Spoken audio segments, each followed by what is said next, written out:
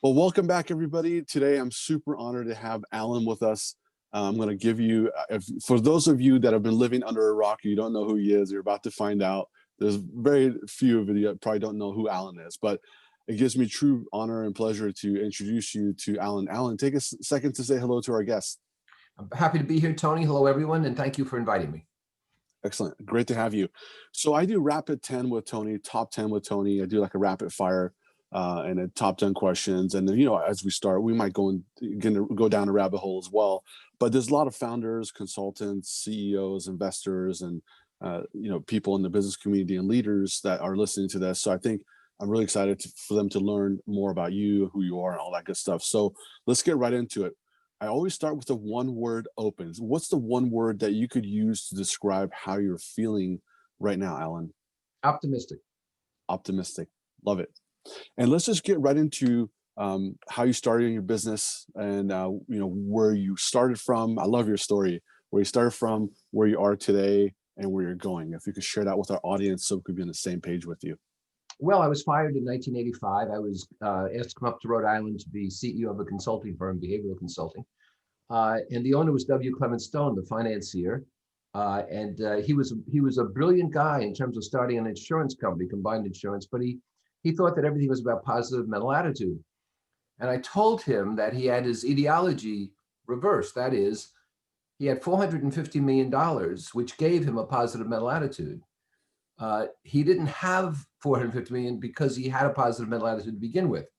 And if he gave everybody 450 million, everyone would have a positive mental attitude. Well, he fired me. And so I found myself, fired with a poor severance and a lot of debts.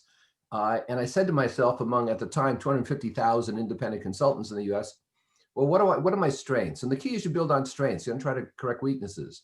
I could write and I could speak. So I wrote and spoke for free at first. Today, I'm still writing and speaking, but not for free. And I determined two important things. This is a relationship business, and I would never charge by a time unit. I would only charge by value. And here I am. Beautiful. I think about that all the time when you talk about how, give someone $450 million and you should see their positive mental attitude. It's so true. So Give true. me one. Yeah. That's really great. So let's talk about recent wins. I'd like to have you share with us a recent W, I call it, or win that you've had that's close and dear to your heart, and what you learned from it. That way, our audience could, learn from one of your recent wins that you received.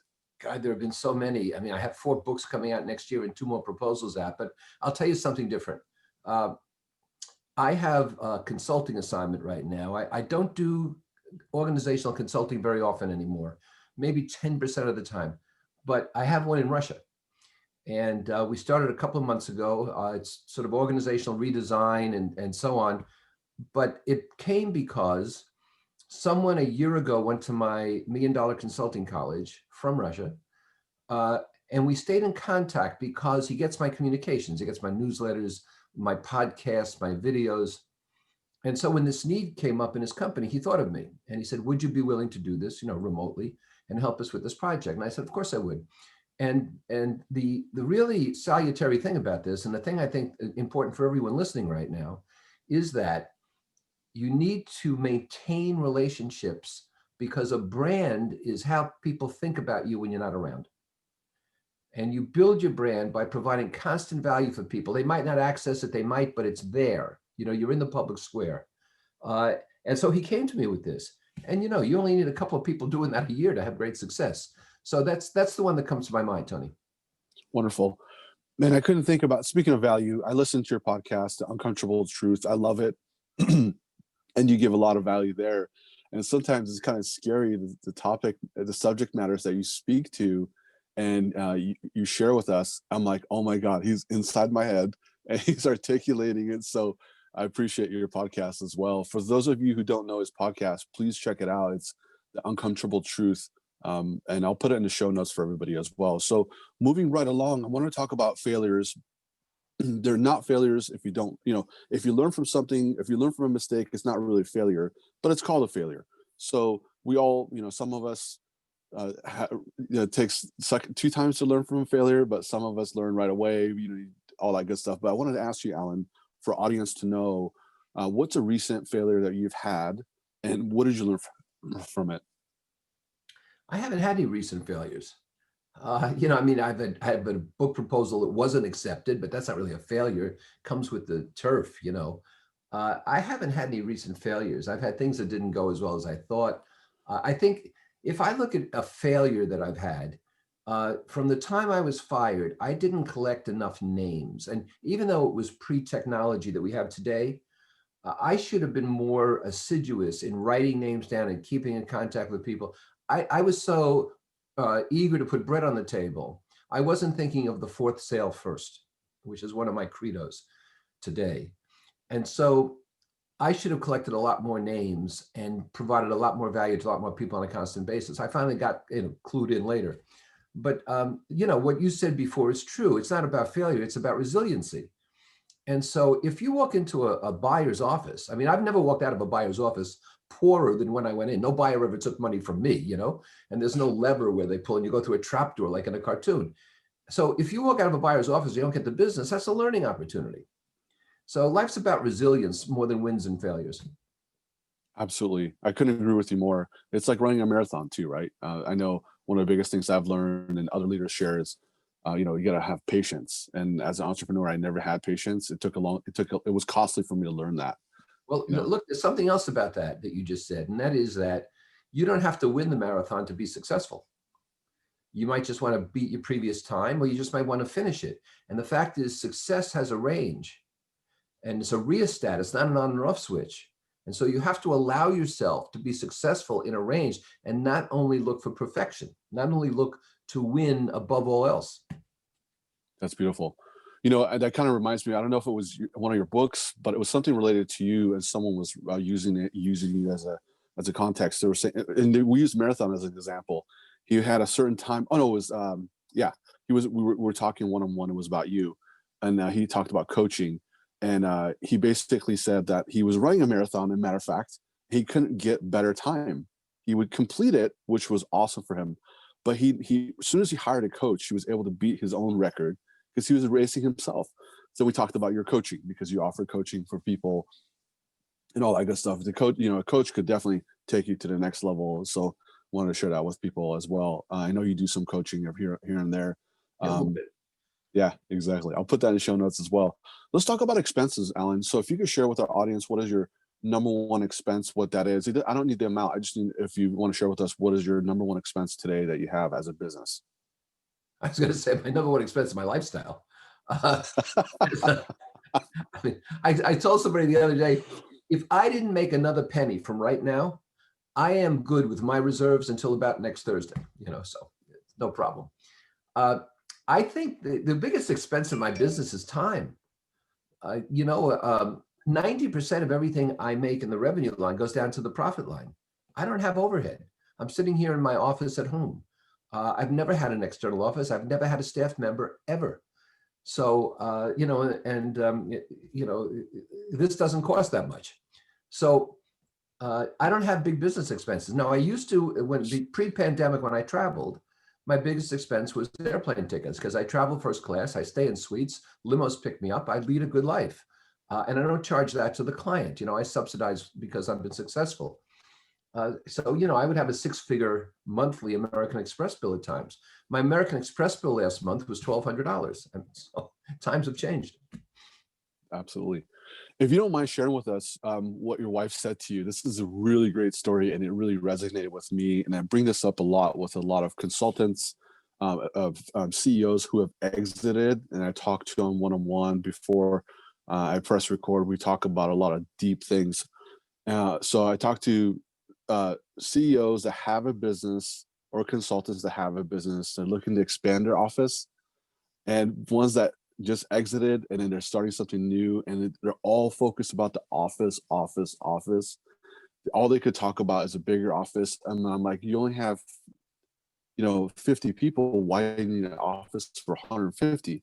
So I love what your wife told you when you first started off about your office situation. Do you mind sharing that with the audience real quick?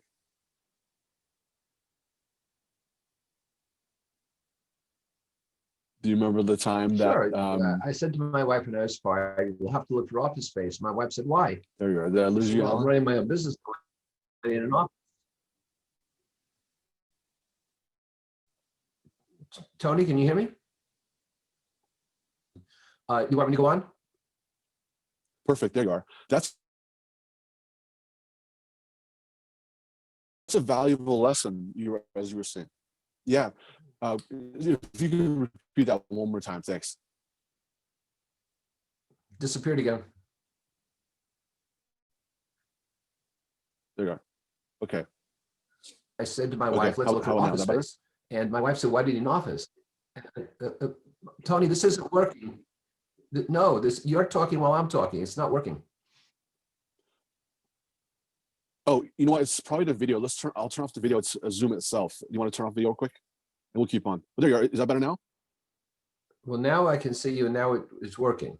Perfect. Okay. So All right. let's So continue. you asked me to tell you that story. Yes. Okay. So when I was fired, I said to my wife, let's look for office space. And she said, why do you need an office? It's because I'm on my own. And she said, you're going to go see people. People aren't going to come to see you. You're a consultant. I said, well, I guess so. She said, I'll tell you what, don't get an office now, work out of home. If it turns out you need one, then we'll get one. I said, okay. And so after about 20 years, my kids had gone through private school in grammar school, secondary school, and college, both of them, private schools all the way. And it cost me $450,000 in total.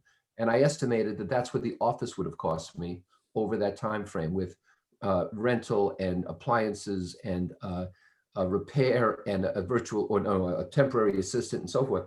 And so not having the office paid for my kids' total education. That's beautiful.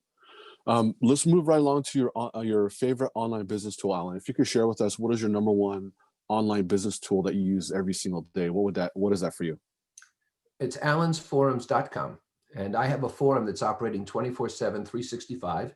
As you and I are speaking, there are people on Alan's forums talking to each other about ethics and fees and marketing and role playing and so forth and so on.